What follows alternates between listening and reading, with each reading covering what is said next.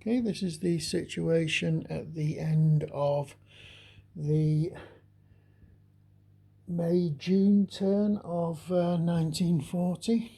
There's been quite a lot of activity here. We can look at the major front at the moment, which is in the Western European area, mainly the Low Countries and of Belgium, Netherlands and Luxembourg.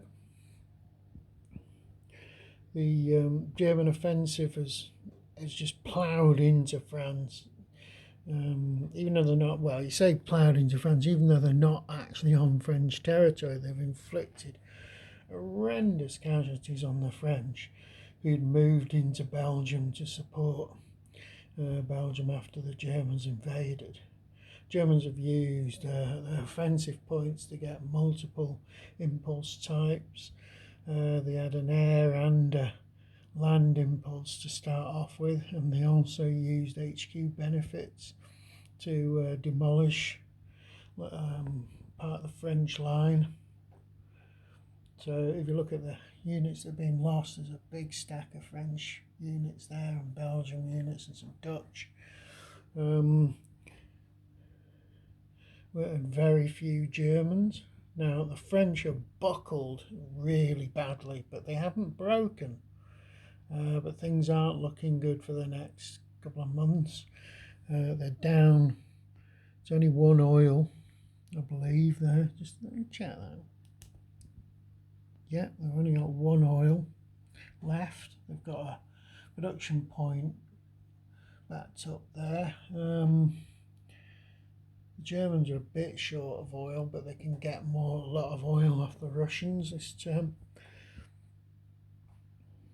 The British largely haven't been involved in the fighting, but because they've only got like a restricted ability to work with the French army because of the foreign troop limitation restrictions.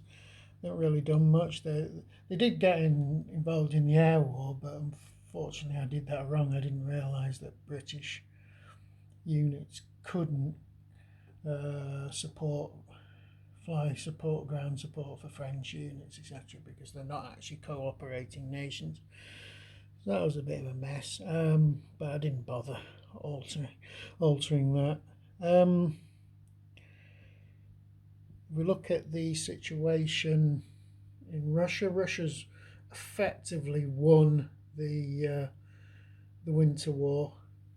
They were able to use offensive points to get HQ benefits on the Karelian Isthmus, and they demolished the Finns. And Germany's going to insist that they accept a peace off the Russians.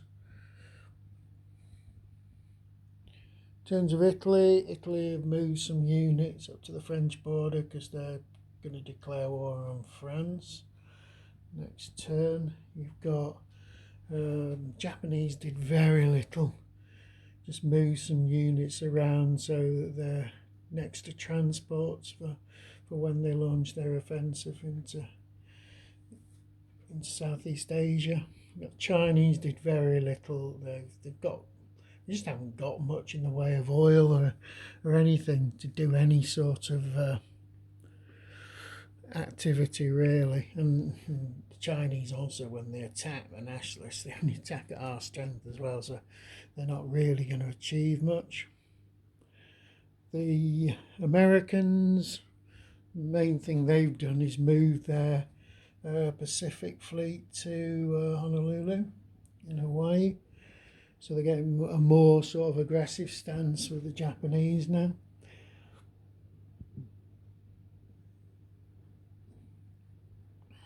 And that's it. So things are looking grim for France. And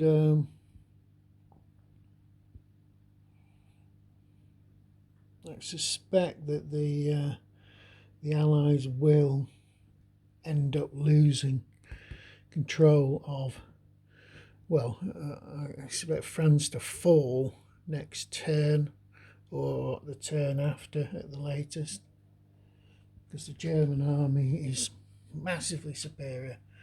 They've also knocked out Belgium here, so you can remove these Belgian troops. And they've conquered the Netherlands as well. So and that's it for the end of this turn.